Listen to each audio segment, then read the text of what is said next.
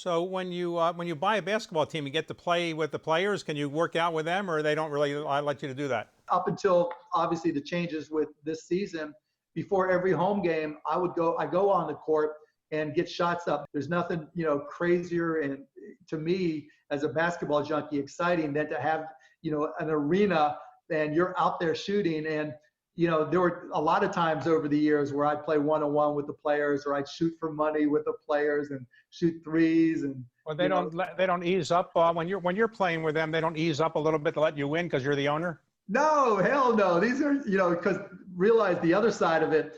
If I beat them, they'll never hear the end of it. And there's just no way, no way. Now, in your early years as an owner, you're owning a team now for 20 years. In your early years of the owner, and maybe even recently, you've been fined a lot by the league, maybe more than any other owner, for criticizing the referees, criticizing the league.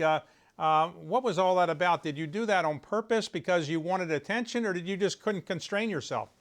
No, it was because I wanted to improve the league. I mean, when I first got to the NBA, they didn't know what their product was. They always thought that we sold basketball. And I was very clear to them that we don't sell basketball, we sell experiences.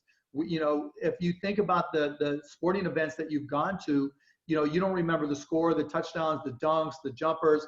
You remember who you were with. The first time a parent took you, the first time you went with, your friends, or, the time you had your buddy's bachelor party, or the first date there. The NBA didn't realize that's what we sold. And so, it took a lot of, aggression, I guess, from both sides.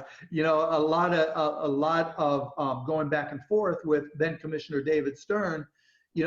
But to his credit, while he had to fine me, privately, he would agree with me on a lot of those things. And so to me, I was just being a good partner, even though a lot of my partners didn't really appreciate it. Well, in the early days, you were a very young owner. Now you've been an owner for 20 years. You may be one of the more experienced owners.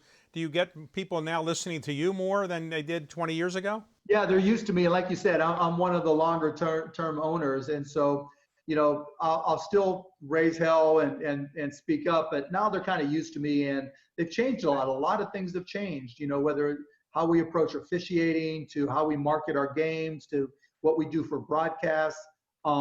There's just so much that has changed over the 20 years for the better.